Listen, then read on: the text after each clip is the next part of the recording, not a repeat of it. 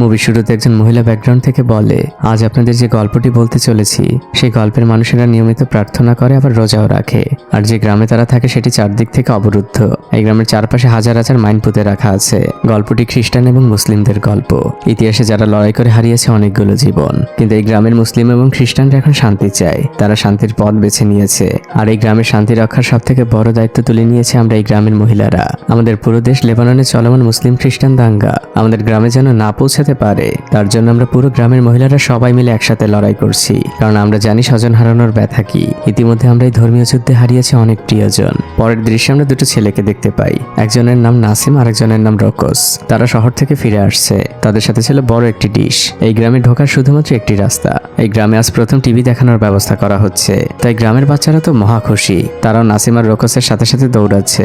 নাসিমরা একটু পাহাড়ের উপরে এসেছে। তারা আসলে চেক করছে কোথায় ভালো সিগন্যাল পায়। এদিকে তখন আমরা গ্রামের মেয়রকে দেখতে পাই। সে চিৎকার করে নাসিম আর রোকসকে ডাক দেয়। সে বলতে থাকে এখানে সিগন্যাল পাওয়াটা ইম্পসিবল, আর তাছাড়া চারদিকে মাইন বেছানো, তোরা সাবধানে পা ফেলিস। আর ঠিক তখনই একটি মাইন বিস্ফোরণের শব্দ শোনা যায়। কয়েকজন সেদিকে চলে যায় আর বাকিরা পাহাড় পেয়ে উপরে উঠতে থাকে। একটি জায়গায় এসে নাসিম খুব ভালো সিগন্যাল পায়। দৃশ্য পরিবর্তন হয়। এই যে ভদ্রমহিলাকে দেখতে পাচ্ছেন তার নাম আমাল। মুভি শুরুতে ব্যাকগ্রাউন্ড থেকে ওই কথাগুলো ইনিই বলছিলেন। তিনি এই গ্রামের একমাত্র ক্যাফের মালিক। আর এই লোকটির নাম হচ্ছে রবি। সে পেশায় একজন পেইন্টার। আমাল আর তার মাঝে একটি কেমিস্ট্রি রয়েছে, যেটা গ্রামের প্রায় সবাই জানে। আজ সকালে যে মাইন বিস্ফোরণ হয়েছিল সেই বিস্ফোরণে একটি ভেড়া মারা গিয়েছে। আর এটি এই গ্রামের নিত্যদিনের ঘটনা, যেটা নিয়ে গ্রামবাসীরা বেশ উদ্বিগ্ন। এদিকে নাসিম আর রোকস মেয়রের বাসা থেকে তাদের পুরনো টিভিটা নামাচ্ছিল, যেটা অনেক আগে থেকেই উপরে তোলা ছিল। গ্রামের একমাত্র চার্চ থেকে ফাদার নিজেই ব্যবস্থা করে দেন চেয়ারের। বিকেল বেলা থেকে গ্রামের সবাই যে যার মতো করে রেডি হচ্ছে। অনেকেই ইতিমধ্যে বাসা থেকে বেরিয়ে পড়েছে। আমালও সেদিকে যাচ্ছে। সেই গ্রামের সব থেকে সুন্দরী মহিলা, আর সবার সাথে তার সম্পর্ক ভালো। গ্রামের মহিলারা টিভি দেখতে যাবার আগে নিজেদের সাথে করে সাধ্যমতো খাবারও নিয়ে যাচ্ছে। সবাই দলে দলে হাতে লাইট নিয়ে রওনা হয়েছে সেই কাঙ্ক্ষিত জায়গার দিকে। চারদিকে এক উৎসব মুখর পরিবেশ, কারণ এই গ্রামে বিনোদনের সুযোগটা খুবই কম। আর সেখানে টিভিতে এক বড় বিলাসিতা। মুসলিম খ্রিস্টানরা সবাই একসাথে বসেছে। গ্রামের তরুণরা তো নাসিম আর রোকসকে বাহাবা দিচ্ছে। সকালে মারা যাওয়া বকরিটি রহিম চাচা জবাই করে সকলের জন্য গ্রিল করছেন। এই খুশির মুহূর্তে বাচ্চারাও এসেছে তাদের বাবা মায়ের সাথে। কিছুক্ষণের মধ্যে গ্রামের মেয়র এসে উদ্বোধনের জন্য হাজির হন। সবাই চিৎকার করে ওঠে আর শীষ বাজাতে থাকে। হাততালিতে চারদিক ফেটে পড়েছে। মেয়র ঘোষণা করতে থাকেন, আজ আমাদের গ্রামের জন্য এক ঐতিহাসিক দিন। এই গ্রামের প্রথম টিভি দেখানো হবে। আর তার থেকে বড় বিষয় হচ্ছে আমাদের সামনে বসে আছেন আমাদের মসজিদের ইমাম এবং চার্চের ফাদার। আর এটাই হচ্ছে আমাদের গ্রামের ইউনিটির সব থেকে বড় সিম্বল। মেয়র নাসিম আর রোকসকেও ধন্যবাদ জানায় এতটা কষ্ট করার জন্য। তারপর তিনি ধন্যবাদ দেন আবু আলীকে, যে তার ভেড়াটা সবাইকে খাওয়ানোর জন্য রেডি করছেন। সবাই আবু আলীর নাম ধরে চিৎকার করে ওঠে। এরপর মেয়র বলেন, এই গ্রামে আমরা মুসলিম খ্রিস্টান দুই পক্ষই বসবাস করি, কিন্তু এই পুরো গ্রামটা মিলে আমরা একটা পরিবারের মতো। আর সর্বশেষ মেয়র ধন্যবাদ দেন তার সহধর্মিনীকে, যে তাকে সকল কাজে সাপোর্ট করে। এরপর মেয়র টিভির সুইচ অন করে উদ্বোধন ঘোষণা করেন। টিভিতে একজন উপস্থাপিকা সংবাদ পড়ছিল, কিন্তু ওখানে যারা উপস্থিত ছিল বিশেষ করে পুরুষরা কারোই খেয়াল সংবাদের দিকে ছিল না, বরং ছিল এই উপস্থাপিকার দিকে। কারণ এমন ড্রেসে মহিলাদের দেখে তারা কেউই অভ্যস্ত না। আর এই বিষয়টি গ্রামের মহিলারা খুব ভালোভাবেই বুঝতে পারে। তাই তো তারা পরদিন চলে যায় গ্রামের কাপড়ের দোকানে ওই টাইপের কাপড় কিনতে, যাতে করে তারা বাড়িতে স্বামীদের সামনে পড়তে পারে। তারা নিজেদের মধ্যে ঝগড়া করছিল। এরই মধ্যে আমাল সেখানে আসে। তাদের ঝগড়াটা থেমে যায়। আমালের কাছে তারা পরামর্শ চায়। আর পরক্ষণেই তারা আমালের সাথে রবিকে নিয়ে মজা করতে থাকে। আমাল তার ক্যাফেতে ফিরে আসে। রবি তখনও কাজ করছিল। তাদের দুজনের মধ্যে চোখাচোখি হয়ে যায়। রবি তার দিকে তাকিয়ে আপন মনেই গান গাইছিল। আমালও মাঝে মাঝেই খেয়াল করছিল। আমি তো আপনাদের আগেই বলেছি এই দুজন মানুষের মধ্যে লাভ কেমিস্ট্রি রয়েছে, কিন্তু কেউ কাউকে এখনো সরাসরি বলতে পারেনি। গানের সুরে সুরে দুজনই কল্পনায় হারিয়ে যায়, আবার মাঝে মাঝে বাস্তবতায় ফিরে আসে। এভাবেই বেশ কিছুক্ষণ চলতে থাকে। আমালও কল্পনা করতে থাকে। আর এই কল্পনা থেকে তারা পুরোপুরি বাস্তবতায় ফিরে আসে একজন মহিলার চিৎকার চেঁচামেচিতে। সে তার ছেলেকে বকাবকি করছে, কারণ সে ঘরের কাজ ঠিকভাবে করছে না। আর সে বিচার সে আমাল আর রবির কাছে দেয়। দৃশ্য চলে আসে ভোরবেলা। মসজিদে আজান হচ্ছিল। আমরা দেখতে পাই গ্রামের চার্চ আর মসজিদটা একদমই পাশাপাশি। এই গ্রামের মানুষদের ইনকামের প্রধান মাধ্যম হচ্ছে ঘরে তৈরি বিভিন্ন জিনিস শহরে নিয়ে বিক্রি করা। আর পুরো গ্রামের হয়ে এই কাজটি করে নাসিম আর রোকস। নাসিমের মা নাসিমের পকেটে কিছু টাকা দিয়ে বলে, তুই নিজের জন্য একটা শার্ট কিনে আনিস। এরপর নাসিম আর রোকস দুই বন্ধু মিলে পুরো গ্রাম থেকে সকল মালামাল কালেক্ট করে। তারপর তারা দুজন মিলে রওনা হয় শহরের দিকে, গ্রামের ওই একমাত্র রাস্তা ধরে। তাদের গাড়িতে কি নেই, জ্যাম জেলি আচার থেকে শুরু করে রুটি, যার কাছে যা কিছু থাকে সবকিছু বিক্রি করার জন্য তারা এই দুজন মানুষের কাছে দেয়। এই যে লোকটিকে দেখতে পাচ্ছেন তার নাম সাচিন। দেশ জুড়ে যেমন গৃহযুদ্ধ চলছে, এই বিষয় নিয়ে এই লোকটির কোনো মাথা ব্যথা নেই। সে সবসময় শুধু গানের মধ্যেই ডুবে থাকে। গ্রামের প্রায় সকল মহিলা বেশিরভাগ সময় আমালের ক্যাফেতে আড্ডা দেয় আর বিভিন্ন জিনিস বানাতে থাকে বিক্রি করার জন্য। আর তারা নিজেদের মধ্যে লেবাননের গৃহযুদ্ধ নিয়ে কথা বলছিল। আর তাদের পাশে পুরুষেরা নিজ নিজ কাজে ব্যস্ত। আমালও তার হাতের কাজগুলো করছিল আর মাঝে মাঝে মহিলাদের গল্পের টপিক শুনছিল। কিন্তু হঠাৎই রেডিওতে খবর শুরু হয়, দেশে আবারও নতুন করে মুসলিম খ্রিস্টানদের দাঙ্গা শুরু হয়েছে, আজ মারা গিয়েছে অনেক মানুষ। এই খবর শুনে মহিলাদের চোখগুলো বড় হয়ে যায়, তারা পুরুষদের উপর লক্ষ্য রাখতে থাকে আর আমাল তো সাথে সাথে রেডিওটি অফ করে দেয়। এরপর মহিলারা কয়েকজন মিলে পুরো রেডিওটির এন্টিনা খুলে ফেলে যাতে এই খবর পুরুষদের কান পর্যন্ত না পৌঁছায়, তাহলে এই গ্রামেও দাঙ্গা শুরু হয়ে যাবে। আজও রাতের বেলা গ্রামের সবাই মিলে টিভি দেখছিল। হঠাৎই টিভিতে একটি খুব রোমান্টিক সিন চলে আসে, যেটা দেখে ওখানে থাকা সকল মহিলারা খুবই অপ্রস্তুত হয়ে যায়। মেয়ের ওয়াইফ তখন বলে, এখানে বাচ্চারাও রয়েছে, টিভির চ্যানেলটা চেঞ্জ করা দরকার। কিন্তু পুরুষরা মুখ হা করে দেখছিল। তখন অন্যান্য মহিলারাও কমপ্লেন করে, তখন বাধ্য হয়ে একজন চ্যানেল চেঞ্জ করতে শুরু করে। হঠাৎই তাদের সামনে থেকে একটি নিউজ চ্যানেল চলে যায় আর সাথে সাথে একজন বলে ওঠে, আমি শুনতে পেয়েছি জরুরি অবস্থার কথা বলা হয়েছে। কিন্তু গ্রামের মহিলারা তো পুরো বিষয়টি জানে, তাই তারা অন্য চ্যানেল দেখতে চায়। কিন্তু তারপরও নিউজে দেওয়া হয়। মহিলারা একজন আরেকজনের দিকে তাকাতে থাকে আর যখনই সেই নিউজটি বলতে যাবে তখন একজন মুসলিম মহিলা উঠে দাঁড়িয়ে ঝগড়া শুরু করে দেয়। আর এই ঝগড়া মুহূর্তের মধ্যে সকল মহিলাদের মধ্যে ছড়িয়ে পড়ে। এটা তো আসলে তাদের প্রি প্ল্যান, সবাই তো আসলে অভিনয় করছিল যাতে পুরুষরা নিউজের কোনো কথা শুনতে না পায়। আর এই কাজটিতে তারা শতভাগ সফল হয়, পুরুষরা নিউজটা শুনতে পায় না। কিন্তু এখানেই শেষ নয়, রাতের বেলা আমাল সহ কয়েকজন মহিলা বের হয়েছে এই সমস্যার পার্মানেন্ট সলিউশনের জন্য। তারা এই গ্রামে টিভি রাখতে চায় না, তাহলে পুরুষ এই খবর জেনে যাবে। তাই কয়েকজন মিলে একদম পাহাড়ের উপরে এসেছে, একে একে তারা টিভির সকল তার কেটে দেয়। এদিকে নাসিম আর রোকজের আজ ফিরতে অনেক দেরি হয়ে গিয়েছে। নাসিমের মা নাসিমকে অনেক বকাঝকা করছিল। নাসিমরা শহর থেকে পেপার নিয়ে এসেছে, এই গ্রামের মানুষ একদিনের পরের পেপার পড়ে। নাসিমের মা পেপারগুলোর মধ্যে একটি লিফলেট খুঁজে পান, রাশিয়ান একটি ডান্স গ্রুপের লিফলেট। তারা বিভিন্ন জায়গায় যায় নাচ দেখায়। পরদিন সকালবেলা প্রথমে মহিলারা পেপার পড়ছিল, পেপার জুড়ে তো সেই দাঙ্গার নিউজ। মহিলারা চিন্তা করছে এটা নিয়ে কি করবে। তখন একজন মহিলা বলে, আমি খুব ভালোভাবে জানি এটা নিয়ে কি করতে হবে। সে সকল পেপার নিয়ে উঠে যায় আর রুটির চুলোর মধ্যে দিয়ে দেয়, সেগুলো পুড়তে থাকে। এটা দেখে সকল মহিলারা হাসতে থাকে। এই বিপদটাও কাটানো গেল। পরদিন সকালবেলা রোকস এসে দেখে তাদের টিভির সামনে বক্স থেকে শুরু করে সকল কিছু ভাঙাচোরা। তাই রোকস একটি সাউন্ড বক্সের জন্য চার্চে যায়। রোকস কিন্তু মুসলিম, সে সাউন্ড বক্স নামাতে যেয়ে সেখান থেকে প্রায় পড়ে যাচ্ছিল আর ভুলক্রমে চার্চের ক্রিজটা ভেঙে যায়। এই বিষয়টি একটি বড় ইস্যু হতে পারে। তাই চার্চের ফাদার সকলের উদ্দেশ্যে বলে, আমি আপনাদের আগেই বলেছিলাম আমাদের চার্চের কনস্ট্রাকশন অনেক নড়বড়ে হয়ে গিয়েছে আর তার ফলাফল তো আপনারা সবাই দেখলেন, আমাদের ক্রিজটা ভেঙে গেল।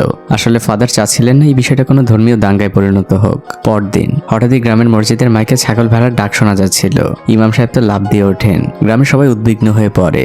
এক পাল ছাগল মুরগি মসজিদের মধ্যে প্রবেশ করেছে। গ্রামের সবাই ছুটে আসে মসজিদে, তারা সেগুলো তাড়াতে শুরু করে। কিন্তু সেখানে তখন একজন রাগান্বিত লোক আসে আর এই ছাগলের পাল ছিল মূলত একজন খ্রিস্টান লোকের। তাদের দুজনের মধ্যে ঝগড়া শুরু হয়ে যায়। এক পর্যায়ে সেটা প্রায় মারামারি হতে যাচ্ছিল, কিন্তু গ্রামের সবাই মিলে তাদের বাধা দিতে থাকে। ইমাম সাহেব পরিস্থিতি সামাল দেওয়ার সর্বোচ্চ চেষ্টা করতে থাকেন।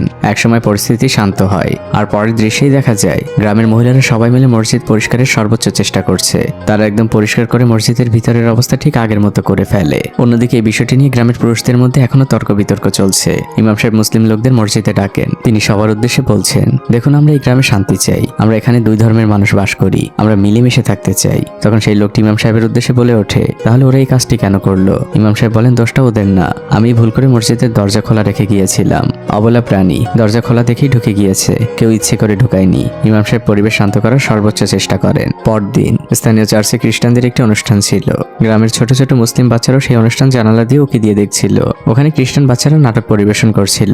অনুষ্ঠান শেষে সবার কপালে ক্রিজ টেকে দেওয়া হয়। অনুষ্ঠান শেষে সবাই যখন চার্চ থেকে বের হচ্ছিল তখন হঠাৎ একজন লক্ষ্য করে তাদের কপাল থেকে রক্ত পড়ছে। একে একে সবাই বিষয়টি খেয়াল করে। সবাই খুবই উদ্বিগ্ন হয়ে পড়ে, বিষয়টিকে তারা অশুভ মনে করে। তখন একজন খ্রিস্টান ব্যক্তির চোখ যায় মুসলিম বাচ্চাগুলোর দিকে।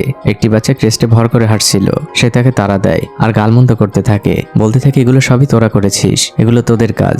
লোকটি ওই বাচ্চাটিকে মারতে থাকে, কিন্তু তাকে বাধা দেওয়ার জন্য ওখানে সবাই চিৎকার করতে থাকে। এর মধ্যে বাচ্চাটির মা সেখানে চলে আসে আর সে তার বাচ্চাকে আগলে ধরে বলে, আপনি কেমন মানুষ, এত বড় মানুষ হয়ে একটি পঙ্গু বাচ্চার উপর আক্রমণ করেছেন, আপনার লজ্জা নেই? লোকটিও চিৎকার চেঁচামেচি করতে থাকে, কিন্তু আশপাশে সবাই লোকটিকে বাধা দেয়। মহিলাটি তার বাচ্চাকে সান্ত্বনা দেয়, বলে বাবা তুমি কষ্ট পেও না, তোমাকে কতদিন নিষেধ করেছি চার্চের সামনে এসে না খেলতে, আমার কথা তো তুমি একদমই শোনো না। মহিলাটি তার বাচ্চাকে নিয়ে চলে যাচ্ছিল, তখন অন্য একজন খ্রিস্টান মহিলা দৌড়ে আসে আর তাকে বলে, তুমি প্লিজ তোমার স্বামীকে বলো না, তাহলে অনেক বড় ঝামেলা হয়ে যাবে। তখন মুসলিম মহিলাটি উত্তর দেয়, আমিও আপনাদের মতোই শান্তি চাই, আমি আমার স্বামীকে কিছুই বলবো না। মুসলিম মহিলাটি তার বাচ্চাকেও শিখিয়ে দেয়, তোমার বাবাকে কিচ্ছু বলবে না। দৃশ্য পরিবর্তন হয়। এদিকে আমার সহ কয়েকজন মহিলা মিলে খুঁজে বের করেছে রক্তের পেছনের রহস্য। মূলত মুরগি জবাই করে তার রক্তই এখানে রেখে গিয়েছে। এই বিষয়টি নিয়ে মহিলারা মিটিং এ বসেছে, কিভাবে কি করা যায় সবাই আলোচনা করতে থাকে। আর ফাইনালি সবাই মেয়রের ওয়াইফের দিকে তাকায়, তারা কিছু একটা ভাবছে। এখান থেকে দৃশ্য চলে আসে চার্চে। মেয়রের ওয়াইফ অভিনয় অভিনয় করছে, সে সবাইকে বোঝাতে চাচ্ছে তার উপরে মাদার মেরি ভর করেছে, তাকে সে অনেক কথা বলছে, সে সবাইকে মিলেমিশে থাকতে বলেছে, কোনো রক্তপাত করতে নিষেধ করেছে।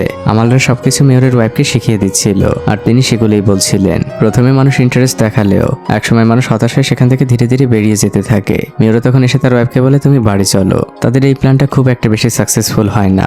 আমাল একটি দীর্ঘশ্বাস ফেলে। রাতের বেলা মহিলারা বসে চিন্তা করছিল যে কি করা যায়, পুরুষদের মাইন্ড কিভাবে অন্যদিকে ডাইভার্ট করা যায়। তারা নিজেদের মধ্যে আলোচনা করছিল। হঠাৎই তাদের চোখ যায় একটি নেকেড পোস্টারের দিকে। আমরা বুঝতে পারি তারা নতুন কোনো আইডিয়া খুঁজে পেয়েছে। আর পরদিন সকালবেলা থেকেই আমরা দেখতে পাই মহিলাদের কাছে যত জমানো টাকা ছিল তারা সকল টাকা এক জায়গায় করছে। আপনাদের তো নিশ্চয়ই সেই পোস্টারের কথা মনে আছে, রাশিয়ান ডান্স গ্রুপের পোস্টার। এই গ্রামের মহিলারা মিলে সিদ্ধান্ত নিয়েছে এই গ্রামের পুরুষদের মাইন্ড ডাইভার্ট করার জন্য সেই ডান্স গ্রুপকে এই গ্রামে নিয়ে আসবে। আর তাদের নিয়ে আসার দায়িত্ব পড়েছে নাসিমার রোকসের উপরে। ওই দিন রাতের বেলায় নাসিমার রোকস রওনা হয়েছে একজন খ্রিস্টান মহিলা আর একজন মুসলিম মহিলা প্রতিনিধি নিয়ে। তারা চারজন মিলে শহরে যাচ্ছে সেই ডান্স গ্রুপকে নিয়ে আসার জন্য। এই মহিলা দুজন কখনোই গ্রামের বাইরে বের হয়নি। তারা দুজন যেন মুক্ত বাতাসে নিঃশ্বাস নিচ্ছে। তারা দুজনে অনেক খুশি। পরদিন সকালবেলা আমরা দেখতে পাই একটি বাস গ্রামের রাস্তার মাথায় এসে থেমেছে। বাস থেকে একে একে সেই রাশিয়ান ডান্স গ্রুপের মেয়েরা নামছে। বাকি মহিলারা দূর থেকে দূরবীন দিয়ে দেখছিল। ওই পোস্টার দেখে দেখে প্রত্যেকের নাম তাদের মুখস্থ হয়ে গিয়েছে। তারা দূরবীনে দেখে দেখেই বলে দিচ্ছিল। গ্রামের ইয়াং ছেলেদের দায়িত্ব পড়েছে ব্যাগগুলো বহন করার। হঠাৎই আমরা বিকট একটি শব্দ শুনতে পাই। এটাও প্ল্যানিং ছিল। বাসটিকে নষ্ট করে দেওয়া হয়েছে যাতে এই মেয়েগুলো আরো বেশ কিছুদিন এই গ্রামে আটকে থাকে। গ্রামের বাচ্চা থেকে ইয়াং সবাই রাশিয়ান মেয়েগুলোর পেছনে পেছনে হাঁটছিল। আমাদের রেস্টুরেন্টের চারপাশে গ্রামের পুরুষদের ভিড়, কারণ ভেতরে রাশিয়ান মেয়ে সহ মহিলারা মিটিং করছে। গ্রামের সবাই উকিঝুঁকি মারছে ভেতরে, আর ভিতরে সবাই গল্পে মেতে উঠেছে। আর মহিলাদের উদ্দেশ্য তো এটাই, যাতে পুরুষরা ধর্মযুদ্ধ বাদ দিয়ে এদিকে মন দেয়, যাতে তারা ভুলে যায় বর্তমান দেশের পরিস্থিতি। বাইরে তো একজন সবাইকে বোঝাচ্ছে এই রাশিয়ান মেয়েদের দেখার জন্য শহরে তো কোটি কোটি টাকা ওড়ায়, তারা খুব ভালো নাচতে পারে। আরো অনেক প্রশংসা করতে থাকে সে। এই লোকটিকেও আসলে গ্রামের মহিলারাই ঠিক করেছে। এই কথার মাঝেই মহিলারা মূল দরজার সামনে আসে আর একজন সবার উদ্দেশ্যে বলতে থাকে, দেখুন এই মহিলারা বিপদে পড়েছে, তাদের বাসটা আমাদের গ্রামের সামনেই নষ্ট হয়ে গিয়েছে। তাই আপনাদের কাছে বিনীত অনুরোধ করছি, এদেরকে আমাদের গ্রামে থাকার ব্যবস্থা করুন। আপনারা সাধ্যমতো আতিথেয়তা করুন। তাই আপনাদের সকলের সহযোগিতা আমাদের কাম্য। তিনি এক একজন মেয়ের দায়িত্ব এক এক গ্রুপের উপরে দেন। এটাও প্রি প্ল্যান, আর এমন ভাবে করা হয়েছে যাতে মুসলিম এবং খ্রিস্টান পুরুষ গ্রুপ আলাদা আলাদাভাবে ব্যস্ত থাকে। মেয়েদেরকে যার যার থাকার ব্যবস্থা করে দেওয়া হয়। রাশিয়ান মেয়েগুলো নিজেদের মধ্যে কথা বলছিল, তারাও বিষয়টিতে খুবই মজা পাচ্ছে। পরদিন সকালবেলা দেখা যায় এক অদ্ভুত কাণ্ড। এখানে তো কোনো সমুদ্র নেই, কিন্তু রাশিয়ান মেয়েদের সমুদ্র পছন্দ, সেটাই গ্রামের পুরুষরা জানতে পেরেছে। তাই তারা কৃত্রিমভাবে একটি জায়গায় পানি ঢালে আর তার মধ্যে লবণ ঢেলে সমুদ্র বানানোর চেষ্টা করছে। গ্রামের মহিলারা সবাই পা ভিজিয়ে বসে আছে। গ্রামের বয়স্ক থেকে বাচ্চা শিশুটাও এই কাজে স্বতঃস্ফূর্তভাবে অংশ নিয়েছে। গ্রামে একটি মাত্র সেলুন, সেখানে আজ লম্বা ভিড়। সবাই তাদের হেয়ার কাট দিতে এসেছে। নাসিমার রোকস খাতায় লিখে নিচ্ছে কার কেমন হেয়ার কাট প্রয়োজন। রাশিয়ান মেয়েগুলো গ্রাম ভিজিটে বের হয়েছে। তারা সেই লোকাল কবরস্থানে এসেছে যেখানে মুসলিম এবং খ্রিস্টানদের কবর পাশাপাশি। তাদের কাছে বিষয়টি খুবই অদ্ভুত লাগে। তারা এই গ্রামে কেন এসেছে সেটা তারা জানে, কিন্তু তার পেছনের কারণটা তারা আজ চাক্ষুষ দেখছে। এর আগে এই গ্রামে ধর্মযুদ্ধে হারিয়েছে অনেকগুলো প্রাণ। তাদের ছবিগুলো প্রত্যেক কবরের সামনে রাখা। তারা দেখে অনেক আফসোস করছিল, অনেক খারাপ লাগছিল এই গ্রামের ইতিহাস ভেবে। এদিকে আজ ছিল জুমার দিন। আমরা দেখতে পাই গ্রামের মুসলিম ছেলেদের পায়ে জুতো নেই। তারা পা খড়িয়ে খড়িয়ে আমালের ক্যাফের দিকে যাচ্ছে। কে বা কারা তাদের জুতোগুলো মসজিদের সামনে থেকে চুরি করেছে, এ নিয়ে ছেলেগুলো বেশ রেগে আছে। এদিকে ক্যাফেতে বসে থাকা একটি খ্রিস্টান ছেলে তাদের এই বিষয়টি নিয়ে অনেক মজা নেয়। এক কথায় দুই কথায় সেখানে ঝগড়া শুরু হয়ে যায়। জুতোর ঝগড়াটা শেষ পর্যন্ত পৌঁছে ধর্মীয় ঝগড়ায়। দুই পক্ষই কেউ কাউকে ছাড়ছে না। মুহূর্তের মধ্যে সেখানে অন্যরকম পরিবেশ শুরু হয়ে যায়। সেখানে দাঁড়িয়ে থাকা বাচ্চাটাও অনেক ভয় পাচ্ছে। আমাল তাদের থামানোর চেষ্টা করে, কিন্তু কেউ তার কোনো কথাই শুনছে না। আমাল যে বাচ্চাটিকে কোলে তুলে নেয় আর তাকে বুকের সাথে চেপে ধরে। এই বাচ্চাটা মূলত আমালেরই। এদিকে ঝগড়া এখনো চলমান। একসময় ধীরে ধীরে শান্ত হতে শুরু করে। আমাল এবার নিজের ধৈর্যের বাঁধ হারিয়ে ফেলে। সে প্রচন্ড চিৎকার করছে। প্রথমে সে বকাবকি করছিল খ্রিস্টান ছেলেদের, তারপর সে আসে রবির কাছে। এবার সে রবিকে ঝাড়ি দিতে শুরু করে। তোমাদের এই ধর্মীয় যুদ্ধে আমি আমার বাচ্চার বাবাকে হারিয়েছি, ও এতিম হয়েছে। তোমরা আরো যুদ্ধ করো, শেষ করে ফেলো সবকিছু। আমরা মেয়েরাই পৃথিবীতে এসেছি তো শুধু কালো কাপড় পরতে আর তোমাদের যুদ্ধ দেখতে। আমার রাগ করে সেখান থেকে সবাইকে বের করে দেয়। তারপর সে তার বাচ্চাকে বুকে চেপে ধরে সেখানে বসে থাকে। বাচ্চাটি কোল থেকে নেমে যেয়ে ক্যাফের দরজা আটকে দেয়। তারপর সে তার মায়ের কাছে আসে। দৃশ্য পরিবর্তন হয়। রাতের বেলা আমাল দূরবীন দিয়ে দেখতে পায় রবি সহ গ্রামের মুসলিম ছেলেরা বসে মিটিং করছে। আমাল বুঝে যায় তারা নিশ্চয়ই কোনো প্ল্যানিং করছে, কিন্তু কি সেটা সে জানে না। আর মহিলারাও সেটা জানার জন্য নতুন একটি প্ল্যানিং করেছে। আমাল আর দুজন মুসলিম মহিলা তারা একজন রাশিয়ানকে বুঝিয়েছে আজ রাতে তাকে রবির বাসায় থাকতে হবে। তারা রবির বাসার একদম কাছাকাছি চলে আসে। আমাল ওই রাশিয়ান মেয়েকে বুঝিয়ে দেয় এটা হচ্ছে টেপ রেকর্ডার। রাশিয়ান মহিলা বলে আমি জানি এবং কিভাবে ইউজ করতে হয় সেটাও বুঝি। আমাল রবির বাসায় নক করে। রবি দরজা খুলে দেয় আর কিছুটা অবাক হয়। তখন আমালের সাথে থাকা মুসলিম মহিলা রবিকে বলে ওর আমার বাসায় প্রবলেম হচ্ছিল। আমার বাসায় তো বিড়াল রয়েছে, তাতে ওর অ্যালার্জি আছে, তাই ঘুমাতে পারছে না। আজ রাতটাও তোমার বাসায় থাকবে। থাকবে। রবি বলে, আপনারা কি পাগল হয়ে গিয়েছেন? আমি ব্যাচেলার একজন মানুষ, সে কিভাবে আমার সাথে থাকবে? মহিলাটি বলে, ও কোনো ব্যাপার না, তোমরা আলাদা রুমে থাকবে। এটা বলে ওই মহিলা জোর করে ঘরের মধ্যে ঢুকে যায়। তারা চারজনই ডাইনিং টেবিলে বসে কথা বলছিল। আমাল ইংলিশ খুব ভালোই বোঝে, কিন্তু রবি অশিক্ষিত, সে ইংলিশের কিছুই বোঝে না। সে আমালকে জেলাস ফিল করানোর জন্য আমালকে দিয়ে রাশির মহিলাকে নানা কথা বলাচ্ছিল। তার বয়স কত, বিয়ে হয়েছে কিনা। আমাল মনে মনে বেশ জেলাস হচ্ছিল, কিন্তু তারপর সে কিছু বুঝতে দিতে চাচ্ছিল না। কিন্তু একসময় সে আর কন্ট্রোল করতে পারে না, সে রাগ করেই সেখান থেকে বেরিয়ে যায়। আমাল গভীর রাতে জঙ্গলের পথ ধরে হাঁটছিল, তখন ব্যাকগ্রাউন্ড থেকে খুব সুন্দর একটি গান হচ্ছিল। রাতের তখন প্রায় শেষ ভাগ। নাসিমা রোকসও পণ্য নিয়ে বেরিয়ে পড়েছে, তারাও শহরের দিকে রওনা হয়েছে। এদিকে গ্রামের সবাই তখন ঘুমাচ্ছিল, আর এক একজন এক এক কাজ করছিল। এভাবে সময়ের সাথে ভোর হয়ে যায়। নাসিমার রোকস শহরের কাছাকাছি পৌঁছে গিয়েছে। গ্রামের সবাই তখনও ঘুমাচ্ছিল, আর আমাল গানের সাথে সাথে জঙ্গলের পথ ধরে দৌড়াচ্ছিল।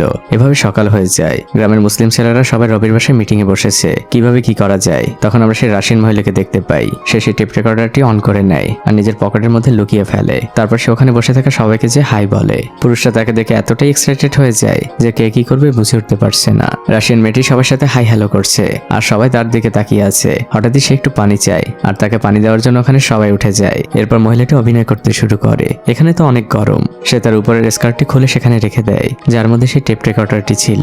আর তারপর রাশিয়ান মহিলাটি সবার কাছ থেকে বিদায় নিয়ে সেখান থেকে চলে যায়। সবাই তাদের পূর্বের আলোচনায় মেতে ওঠে। দৃশ্য পরিবর্তন হয়। সন্ধ্যাবেলা রোকস আর নাসিম গাড়ি নিয়ে ফিরে আসে, কিন্তু রোকস কেমন যেন চুপচাপ। নাসিমের মা তার বড় বোন রীতা বের হয়। নাসিমের মা আপন মনে বকবক করতে থাকে, এই ছেলে দুটোকে নিয়ে আর পারি না, তোরা প্রত্যেকদিন এত দেরি কেন করিস, কত চিন্তা হয় জানিস। কিন্তু নাসিমের কোনো নড়াচড়া নেই। নাসিমের মা জিজ্ঞেস করে, কি হয়েছে বাবা তোর? সে নাসিমকে ধরে, আর আমরা তখন দেখতে পাই নাসিমের মাথায় গুলিবিদ্ধ, সে মারা গিয়েছে।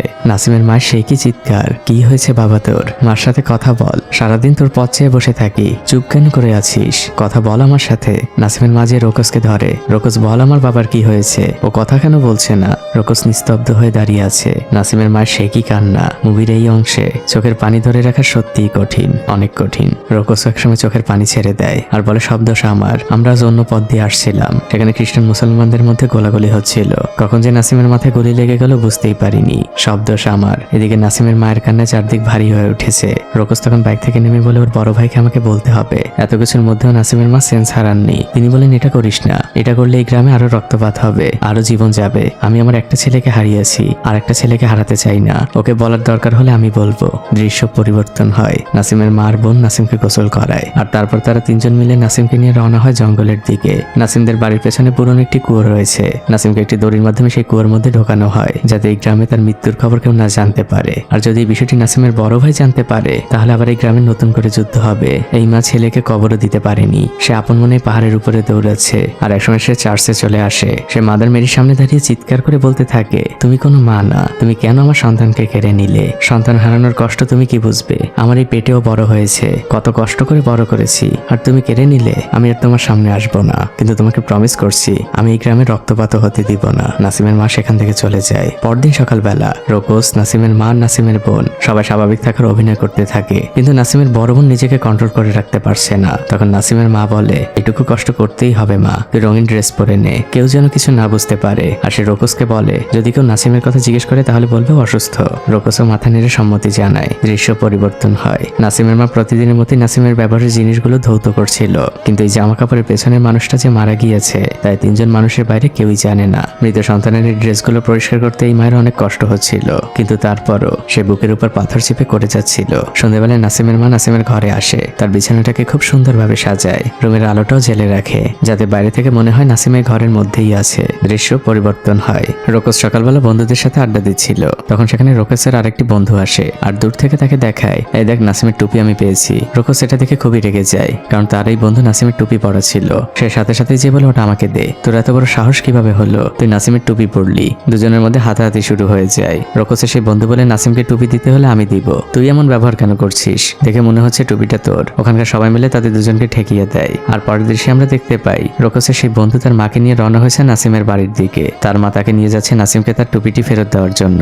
ছেলেটি যাবার পথে তার মাকে দেখায়, এখানে আমি গতকাল নাসিমের টুপিটি কুড়িয়ে পেয়েছিলাম। ছেলেটির মা বলে, বুঝতে পেরেছি, এখন চল যে নাসিমের কাছে ক্ষমা চাবি। তারা যে নাসিমদের বাড়ির দরজায় কড়া নাড়তে থাকে। অস্ত্র বেজা চোখে নাসিমের মা বের হন। মহিলাটি খুশি মনে জিজ্ঞেস করে, নাসিম কোথায়? আমার ছেলেও টুপিটি নিয়ে গিয়েছিল, ওকে আমি নিজে ধরে নিয়ে এসেছি নাসিমের কাছে ক্ষমা চাওয়ানোর জন্য। নাসিমের মা বলে, ও বাসার মধ্যে আছে। তখন মহিলাটি তার ছেলেকে নিয়ে ঢুকতে যায়। নাসিমের মা বলে, ঢোকার দরকার দরকার নেই, ওর বসন্ত উঠেছে, আর বসন্ত তো ছোঁয়াছে, এখন গেলে ওরও হতে পারে। মহিলাটি বলে, আরে ধুর, এসব কিছু হবে না, চলো ভিতরে চলো, ওকে দিয়ে আমি নাসিমের কাছে ক্ষমা চাওয়াবই। নাসিমের মায়ের চোখে তখনও পানি ছিল। সে বাধা দেওয়ার সর্বোচ্চ চেষ্টা করে, কিন্তু ওই মহিলাও নাছর বান্দা। সে বাড়ির ভেতরে ঢুকে যায় আর তার ছেলেকে জোর করে নাসিমের কাছে ক্ষমা চেতে বলে। ছেলেটি দরজার সামনে দাঁড়িয়ে নাসিমকে ডাকতে থাকে। ওপাশ থেকে কোনো সারা শব্দ নেই, আর সারা শব্দ তো আসারও কথা না। নাসিমের মা কয়েকবারই বলে যে যথেষ্ট হয়েছে, আমি নাসিমকে বুঝিয়ে বলবো, কিন্তু ওই মহিলা বলে না। সে তার ছেলেকে বলে, তুই দরজার বাইরে দাঁড়িয়ে থেকেই ওর কাছে ক্ষমা চা। ছেলেটি তাই করে। সে নাসিমের কাছে ক্ষমা চাইতে থাকে আর বলে, তোমার টুপিটা অক্ষত আছে, আমি ধুলো ময়লা সব পরিষ্কার করে রেখে দিয়েছি। ছেলেটি ঘুরে বলে, মা এবার হয়েছে। এদিকে নাসিমের মা আড়ালে দাঁড়িয়ে কাঁদছেন আর চোখের পানি মুছছেন। ওই মহিলাটি নাসিমদের বাসা থেকে বের হয় আর যাবার আগে নাসিমের মায়ের উদ্দেশ্যে বলে, তোমার চেহারাটা দেখে মোটেও স্বাভাবিক লাগছে না, তোমার কি কিছু হয়েছে? ছেলেকে নিয়ে এত চিন্তা করো না, ও তাড়াতাড়ি সুস্থ হয়ে যাবে। মহিলাটি তার ছেলেকে নিয়ে চলে যান। আর পরের দৃশ্যেই আমরা দেখতে পাই সেই মহিলাটি আমাল সহ আরো কয়েকজন নিয়ে আবারও নাসিমদের বাসার দিকে এসেছে। তারা সবাই আবারও দরজায় কড়া নাড়ে। নাসিমের মা আবারও খুলে দেন। তার চোখে তখনও পানি ছিল।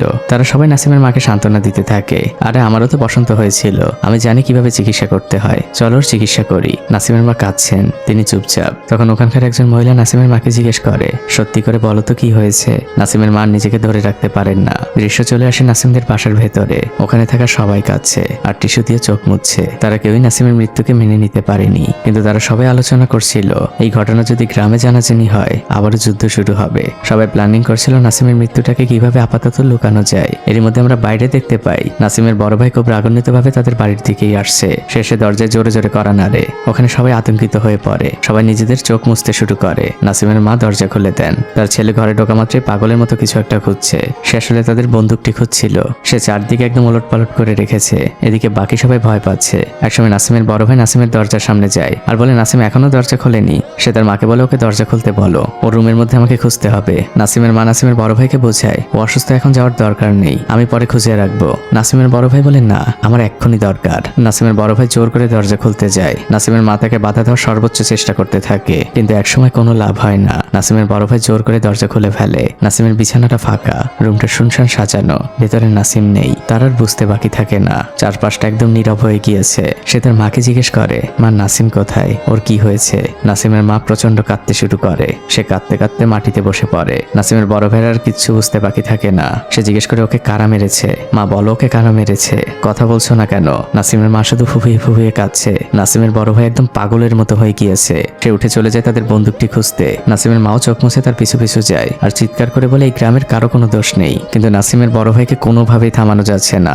তখন পেছনে আমরা বন্দুক হাতে নাসিমের মাকে দেখতে পাই। সে তার বড় ছেলের দিকে তাক করে আছে। নাসিমের বড় ভাই বলে, মা তুমি কি পাগল হয়ে গিয়েছো? ওরা আমার ভাইকে মেরেছে, আমি কাউকে ছাড়বো না। নাসিমের মা কাঁদছেন আর কাঁপা কাঁপা হাতে বলছে, আমি আমার এক ছেলেকে হারিয়েছি, তোকে আমি হারাতে পারবো না। নাসিমের ভাই কোনো কথাই শুনতে রাজি না। সে দৌড়ে বের হতে যায়। তখনই নাসিমের মা তার বড় ছেলের পায়ে গুলি করেন। নাসিমের বড় ভাই মাটিতে পড়ে যায়। সবাই এসে তাকে ধরে। নাসিমের মা অনেক কাঁদছেন। তিনি কাঁদতে কাঁদতে বলেন, সন্তানের মৃত্যুমুখ দেখা যে কতটা কষ্টের তা তোরা কি বুঝবি? আমি তোকে আর হারাতে চাই না। আর তোর ভাইয়ের মৃত্যুর পেছনে এই গ্রামের কারো কোনো দোষ নেই, না কোনো মুসলিমের না কোনো খ্রিস্টানের। দৃশ্য পরিবর্তন হয়। আমরা ইমাম এবং চার্চের ফাদারকে পাশাপাশি দুই রুমে বন্দি দেখতে পাই। তারা নিজেদের মধ্যে কথা বলছে। তারা দুজনেই অনেক চেষ্টা করেছে এই গ্রামে শান্তি বজায় রাখার জন্য, কিন্তু এখন যে পর্যায়ে এসেছে ধীরে ধীরে সবকিছুই তাদের হাতের বাইরে চলে যাচ্ছে। তারা দুজনেই পাশাপাশি দাঁড়িয়ে প্রার্থনা করতে থাকে যাতে এই গ্রামে শান্তি বজায় থাকে। আর তারপর তারা দুজন মিলে আলোচনা করে নেয়, আমাদের মনে হয় গ্রামের মহিলাদের কথাই মেনে নেওয়া উচিত, না হলে এই গ্রামে অনেক বড় দাঙ্গা শুরু হয়ে যাবে। আর আমরা সামনেই দেখতে পাই গ্রামের মহিলারা লাইন করে বসে আছে। দুজনে রাজি হয়েছে দেখে তারাও খুশি। এরপর তাদের প্ল্যানিং অনুযায়ী শুরু হয় নতুন এক আয়োজন। তারা ঘুমের ওষুধ গুঁড়ি করছে, সে সাথে বানাচ্ছে অনেক আইটেমের খাবার। সবাই গানের তালে তালে কাজ করছিল। নেশার জন্য বানানো হচ্ছে নানা ধরনের পানীয়, আর সবকিছুর মধ্যেই মেশানো হচ্ছে ঘুমের ওষুধ। ইমাম এবং ফাদার মাইকের কাছে এসেছে। প্রথমে ইমাম অ্যানাউন্সমেন্ট করে, আজ সন্ধ্যাবেলা যে মিটিং রয়েছে সেখানে সকল মুসলিম পুরুষদের অবশ্যই উপস্থিত থাকতে হবে। আজ আমরা আমাদের গ্রামের অতিথিদের বিদায় দিব, আর কিছু গুরুত্বপূর্ণ আলোচনাও রয়েছে। এরপর ফাদার অ্যানাউন্সমেন্ট করেন, সকল খ্রিস্টান লোকদের আজ সন্ধ্যের মিটিং এ থাকা বাধ্যতামূলক, একজনও যেন মিস না যায়। ঘোষণা মাইকের মাধ্যমে পৌঁছে যায় পুরো গ্রামে। মহিলারা অত দুঃখ কষ্টের মাঝেও অনেক মজা করে নানা ধরনের খাবার বানাচ্ছিল। দৃশ্য পরিবর্তন হয়। সন্ধ্যাবেলা গ্রামের সকল পুরুষরা এসে হাজির হয়। তারা সবাই একসাথেই বসেছে। সবাইকে নানা ধরনের খাবার দেওয়া হচ্ছিল। ওখানে থাকা সবাই মজা করেই খাচ্ছিল, কিন্তু বাচ্চাদের কিছু খেতে দেওয়া হচ্ছিল না। আর গ্রামের পুরুষরা যারা খাচ্ছিল দূর থেকে একজন মহিলা সেগুলো নোট করে রাখছিল, যাতে করে একজনও বাদ না যায়। মেয়রের ওয়াইফকে অন্যরা জিজ্ঞেস করে, মেয়রকে তো দেখছি না। সে বলে, তাকে আমি বাসায় বুঝ করে এসেছি। আমরা দেখতে পাই মেয়র ঘুমের ওষুধ মেশানো কেক খেয়ে অলরেডি ঘুম। এদিকে সবাই খুশিতে মেতে উঠেছে। ধীরে ধীরে সবাইকে নেশায় ধরেছে, আর সেই সাথে রয়েছে ঘুমের ওষুধ। সবাই আবল তাবল বকতে শুরু করেছে, আর আমাল সহ কয়েকজন মহিলা চলে যায় একটি গোপন স্থানে। সেখানে তারা কিছু একটা হিসেব নিকেশ করছে। তারা কোনো একটি নির্দিষ্ট জায়গা খুঁজে পাওয়ার চেষ্টা করছে, আর কিছুটা খোঁজাখুঁজির পর তারা মাটি করে সেই জায়গাটি পেয়ে যায়। এখানে আসলে গ্রামের সকল অস্ত্র লুকানো রয়েছে। তারা একে একে সকল অস্ত্র বের করে, যেগুলো দিয়ে গ্রামের মানুষেরা অতীতেও যুদ্ধ করেছে। আর সেই অস্ত্রগুলোকে ওখান থেকে সরিয়ে তারা নতুন একটি জায়গায় লুকিয়ে রাখে। আর অন্যদিকে তখনও ভরপুর অনুষ্ঠান চলছিল। দৃশ্য পরিবর্তন হয়, সকাল গড়িয়ে দুপুর হয়ে গিয়েছে, কিন্তু পুরো গ্রাম একদমই ফাঁকা। তখন মেয়রের ধীরে ধীরে ঘুম ভাঙে। সে ঘুম ঘুম চোখে উঠে ঘরের মধ্যে হাঁটছিল। হঠাৎই তার চোখ যায় দেওয়ালে, সেখানে বড় করে লেখা আল্লাহ। এরপর তিনি লক্ষ্য করেন তার পুরো ঘর জুড়ে ইসলামিক সব জিনিস দিয়ে ভর্তি। তার মাথায় কিছুই ঢুকছে না। সে ভাবছে সে হয়তো স্বপ্ন দেখছে। এরপর সে আরো শখ হয়, তার ওয়াইফ নামাজ পড়ছে। সে পেছন দিয়ে ডাক দিয়ে বলছে, তুমি ইয়োগা শুরু করেছো? তার ওয়াইফ নামাজ শেষ করে বলে, তুমি তো একটু ফজরে উঠতে পারো, সময় মতো নামাজটা পড়তে পারো। মেয়র হাসছেন, তুমি এসব কি বলছো? তোমার মাথা ঠিক আছে? তিনি কিছুই বুঝতে পারছেন না যে এসব কি হচ্ছে। ঠিক অনুরূপ ভাবে মুসলিম মহিলারাও খ্রিস্টানের অভিনয় করছে। তাদের স্বামী সন্তানরাও কিছু বুঝতে পারছে না যে রাতারাতি এই গ্রামে কি হয়ে গেল। সকল মহিলারা তাদের ধর্ম বদলে ফেললো। এরপরে আমরা নাসিমের মাকে দেখতে পাই। সে মুসলিমদের পোশাক পরে এসে বড় ছেলের পাশে বসেছে। তার বড় ছেলের চোখগুলো বড় বড় হয়ে গিয়েছে। নাসিমের মা তার সন্তানের মুখের বাঁধন খুলে দেন, আর তিনি এবার খুব ধীর গলায় বলেন, বাবা তুমি যাদের সব থেকে বেশি ঘৃণা করো, আমি এখন তাদেরই একজন হয়ে গিয়েছি। তোমার যদি তাদেরকে গুলি করতেই হয় তাহলে আমাকে দিয়েই শুরু করো। দৃশ্য পরিবর্তন হয়। নাসিমের কফিনটি স্থানীয় কবরস্থানের দিকে নিয়ে যাওয়া হচ্ছে। গ্রামের পুরুষ থেকে মহিলা, বাচ্চা থেকে বুড়ো, সবাই সেই যাত্রায় যোগ দিয়েছে। সবাই কালো পোশাক পরেছে। নাসিমের জন্য মুসলিম থেকে খ্রিস্টান, সবার চোখে পানি। রোকস সবার পেছনে হাঁটছে। তখন ব্যাকগ্রাউন্ড থেকে একজন মহিলা বলে, এটাই ছিল আমাদের গ্রামের গল্প। যখন পুরো দেশ ধর্মযুদ্ধে লিপ্ত ছিল, তখন আমরা গ্রামের মহিলারা মিলে বেছে নিয়েছিলাম শান্তির পথ। এরপরে আমাদের আর কখনো কালো পোশাক পরতে হয়নি। তখন হঠাৎই সবাই একটি জায়গায় এসে থেমে যায়। সবাই সামনের দিকে দুপাশে তাকাচ্ছে। এক পাশে খ্রিস্টানদের কবর, অন্য পাশে মুসলিমদের। সবাই জানে নাসিমের মা তো মুসলিম হয়েছে, তাই নাসিমকে কোন সাইডে কবর দেওয়া হবে সেটা এখনো ঠিক করা হয়নি। কফিন নিয়ে সবাই ঘুরে যায়, আর সকলের উদ্দেশ্যে জিজ্ঞেস করে আমরা কোন দিকে যাব। আর এই অসমাপ্ত দৃশ্যের মধ্যে দিয়ে এই মুভিটি এখানেই শেষ হয়ে যায়। এই